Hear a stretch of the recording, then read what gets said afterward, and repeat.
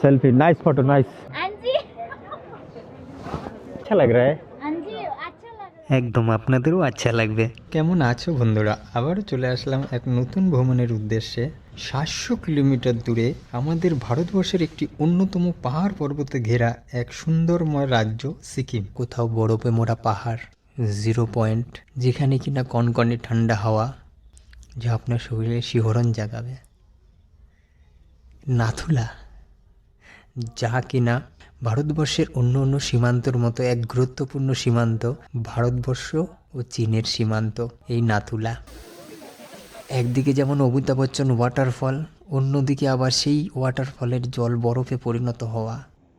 আবারও কোথাও কোথাও পাহাড়ের মাঝে ছোট্ট ছোট্ট গ্রামে সকালের পরিবেশ, নিজেকে একটু একাকিত্ব করে নেওয়ার অনুভূতির স্বাদ নেওয়া, যে সে যে কী এক অনুভব বলে বোঝানো যায় না। প্রচুর ক্লান্তির মাঝেও এক আলাদা আনন্দের স্বাদ। আবারও কখনো বারবার মাউন্ট কাঞ্চনজঙ্ঘার দেখা পাওয়া এবং তার সামনে নিজেকে রেখে স্মৃতি ধরে রাখতে গুটিখানেক ফটো নেওয়া। ओहो উঁচু পাহাড়ের শিখরে ছঙ্গ লেক, রোপওয়ে, যা কিনা ইস্ট সিকিমের অন্যতম আকর্ষণ। আর তার সাথে বাবা হরভজন সিংয়ের ওল্ড মন্দিরে বাবার দর্শনে এক পবিত্র অনুভূতি। এদিকে আবার পাহাড়ের উপরে সম্পূর্ণ গ্যাংটক শহরের দৃশ্য, सब समय তার चलते ही সাথে এমজি মার্ক। এই যে 3 মিনিট ধরে যা দেখলেন তা কিন্তু আমি আমার চ্যানেলে 3 থেকে 4টি ব্লগে আপনাদের সামনে সম্পূর্ণরূপে তুলে ধরব। চলুন তবে আজকের পর্ব শিয়ালদা টু গ্যাংটক এমজি মার্ক পর্যন্ত শুরু করি। আমি এখন আছি শিয়ালদা স্টেশনে আর আজকের যাত্রা আমার শিয়ালদা টু গ্যাংটক। 11 নম্বর প্ল্যাটফর্মে আমার ট্রেন দিয়ে দিয়েছে উত্তরবঙ্গ এক্সপ্রেস। আমাদের কামরা ছিল B3 3 টায়ার এসি। তড়িঘড়ি আমরা সবাই ট্রেনে উঠে পড়লাম। সিটগুলি খুঁজে ব্যাগপত্র যে যার মতো জায়গায় রেখে দিয়ে পুনরায় আমি দরজার কাছে চলে আসলাম। সপ্তাহের প্রত্যেক বৃহস্পতিবার এই ট্রেনটি উত্তরবঙ্গ এক্সপ্রেস 7:40 নাগাদ সন্ধেবেলায় শিয়ালদা ছেড়ে এনজেপির উদ্দেশ্যে রওনা হয়। এরকম আরও 5টি ট্রেন এই সপ্তাহের প্রত্যেক বৃহস্পতিবার এই শিয়ালদা থেকে ছাড়ে। এখন আমি আছি বেলঘড়িয়া স্টেশনে। এই ট্রেনটির প্রথম হল্ট হওয়া উচিত ছিল বিধাননগরে, কিন্তু যেহেতু ট্রেনটা ডাইভার্ট হয়েছে তাই বিধাননগরে এটি দাঁড়ায়নি। এই প্রথম হল্ট হলো বেলঘড়িয়া স্টেশন। কুয়াশার কারণে আমাদের ট্রেনটি যার গতি 130-এর উপরে, সে কিনা গতি এখন 45 থেকে 47 কিলোমিটার পার আওয়ার। দেখুন দেখি, কথা বলতে বলতে খুব খিদে পেয়ে গেল। আমার স্যালাড কেটে রেডি, আর এই যে মায়ের হাতের ঘুগনি, রুটি।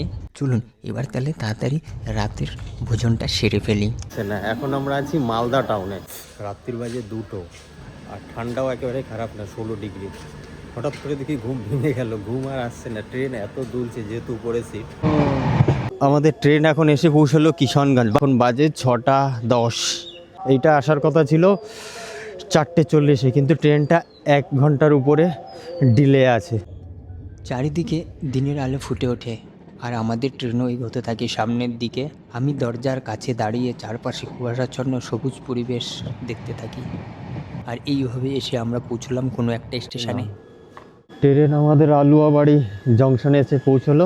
এখন বাজে 6:44 আর ট্রেনে সারাত্রি শুয়ে আর ভালো লাগছে না। আলুয়াবাড়ি জংশন ছেড়ে ট্রেন এখন নিউ জলপাইগুড়ির দিকে। খুব গতিতে ছুটছে ট্রেন। অনেক আবেগ উল্লাস নিয়ে অবশেষে পৌঁছলাম নিউ জলপাইগুড়ির জংশনে এসে। 573 কিলোমিটার পার করে এখন বাজে 8টা। ট্রেন প্রায় 1.5 ঘন্টা লেট। স্টেশন থেকে বাইরে বেরিয়ে প্রথম কাজ ছিল গ্যাংটক যাওয়ার গাড়ি খোঁজা, যার ভাড়া হলো জনপ্রতি 500 টাকা। তবে একজন 500 টাকা করে গ্যাংটক, 500 টাকা করে পার পার্সন। এখান থেকে সোজা নিয়ে যাবে গ্যাংটক। গাড়ি আমাদের রওনা হলো গ্যাংটকের পথে। এই গাড়িটি দেওরালি টেক্সট স্টেশন পর্যন্ত যাবে, যা আমাদের সময় লাগবে 4.5 থেকে 5 ঘন্টা। আর একটা কথা বলে রাখি, আপনারা যদি শিলিগুড়ি হয়ে গ্যাংটক যেতে চান তাহলে আপনারা অনেক অপশান পাবেন, তার মধ্যে বাসও পাবেন। আর জনপ্রতি ভাড়া বাসে লাগে 250 টাকা।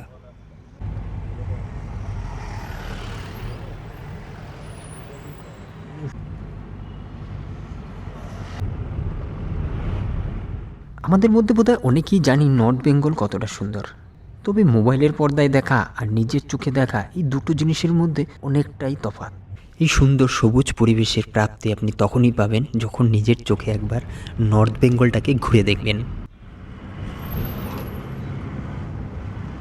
যেদিকেই তাকাবেন দেখবেন কোথাও হয়তো পাহাড় থেকে ঝর্ণা বইছে, কোথাও তিস্তা নদীর স্রোত বইছে।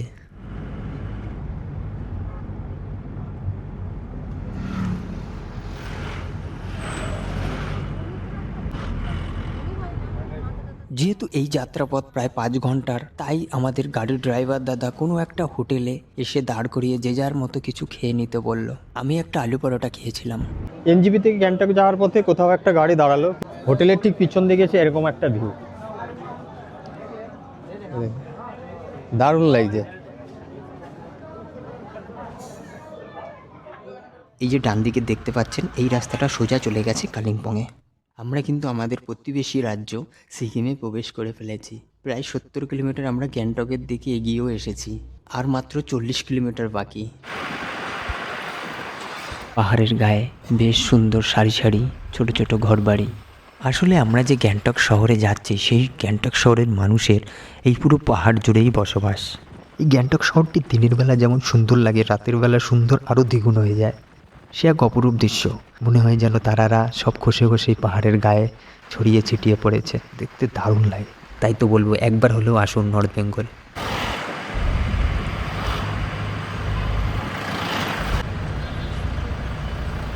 আমরা পৌঁছলাম আজকে আমাদের অন্তিম গন্তব্য গ্যাংটকের দেওয়ালি ট্যাক্সি স্ট্যান্ড। মোমোস থোকপা। এখান থেকে আমাদের হোটেল মাত্র 1.5 থেকে 2 কিলোমিটার। যেহেতু গ্যাংটকে কোনো রকম ভ্যান রিক্সা চলে না, তাই এখান থেকেও ছোটো কার ট্যাক্সি করতে হয়, যার ভাড়া 200 টাকা। তাতে আপনি 4 জন যান আর 1 জন যান। আমাদের হোটেলটি ছিল তিব্বত রোডে, হোটেল জি। চলুন দেখি এবার আপনাদের রুম ট্যুরটা। এই হচ্ছে রুম, 202 নম্বর রুম। এটা হচ্ছে দুজন 3 জন শোয়া যাবে। আর এই আমাদের লাগেজ, এখনও ব্যাকপ্যাক কিছু সরায়নি। এটা ডয়ার, এর মধ্যে সব কিছু রাখতে পারবে। এই একটা চেয়ার আছে, এই একটা আছে, আর এই টেবিল, কিছু এনে খেলে এর উপর খেতে পারো। এখানে আবার মেনু আছে কী কী সন্ধ্যায় খাবে। আর এই হচ্ছে, এই যে এটা টি, এটা চা, এটা সুগার, এটা নেসকফি। এসে ক্যাটেল, এটা চা করে নিজেরাই খেতে পারবে। জলের বোতল আছে। বাহ,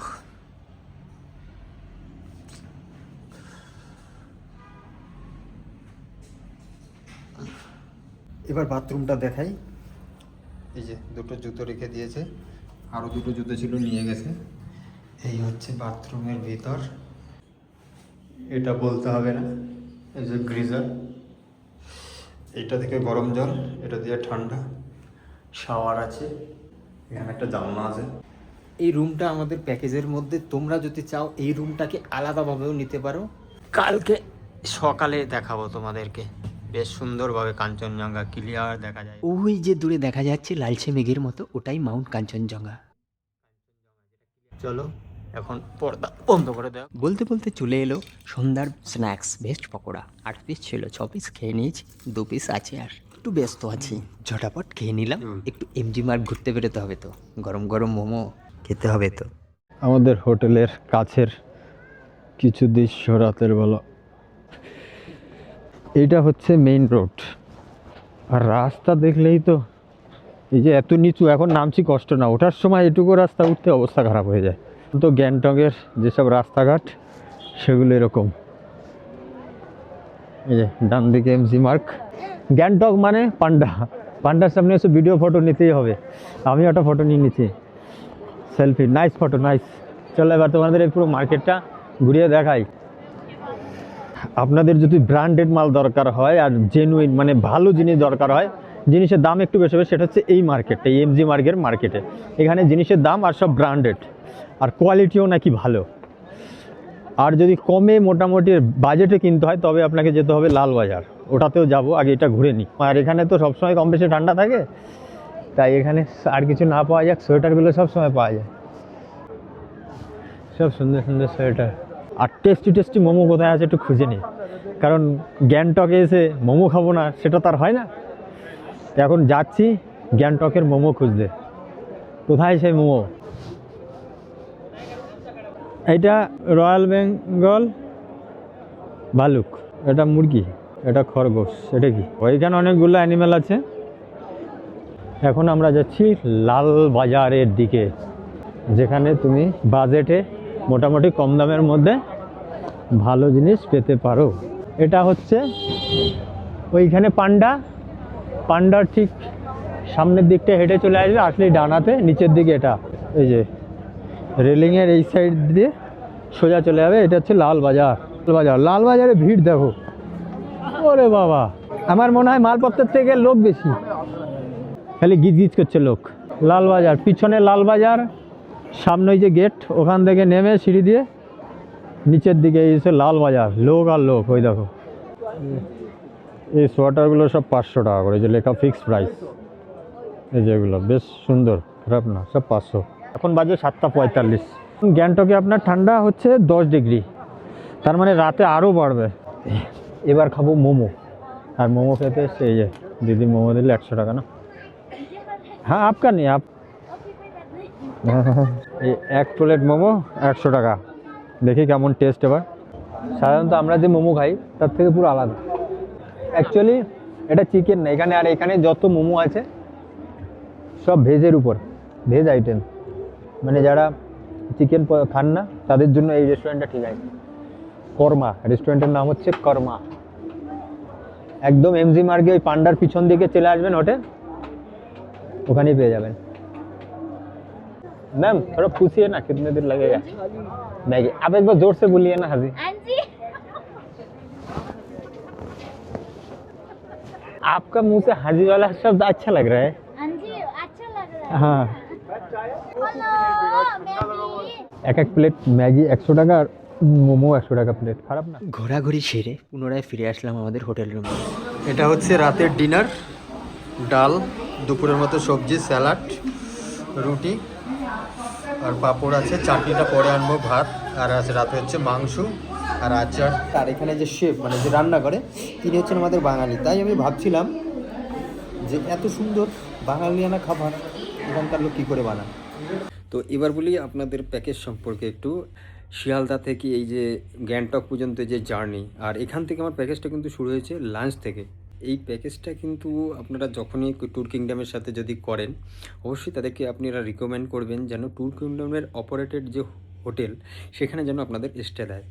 এই জন্য বলছি, যেহেতু আমি ওনাদের অপারেটেড যে হোটেল সেটাতে আছি, আর সেটা খুবই ভালো খাবার দাবার যারা পরিবেশনা করে, খুবই সুন্দর প্লেনের মধ্যে খাবার, ভালো খাবার। আর যেটা হচ্ছে একটা বিশ্বাসের ব্যাপার থাকে না, সেটা আমার মনে হচ্ছে এখানে আসলে আপনাদের হবে। যেমন কার হাতে টাকা দিচ্ছে, যেমন ওনাদেরকে এখানে আসার আগে 4000 টাকা অ্যাডভান্স দিতে হয়। আরও বিবরণের জন্য এই ট্যুর প্যাকেজের সমস্ত ডিটেলস ডিসক্রিপশন বক্সে দেওয়া আছে। যদি যোগাযোগ করার ইচ্ছা হয় তাহলে ফোন নাম্বার ডিসপ্লেতে দেওয়া আছে, একবার কল করে নেবেন। শীঘ্রই দেখা হচ্ছে লাচুংয়ের পথে আমার নেক্সট নতুন ভিডিওতে। এখন টাটা বাই, ভালো থাকবেন, সুস্থ থাকবেন। এই শীতে পারলে একবার অন্তত ঘুরে আসবেন।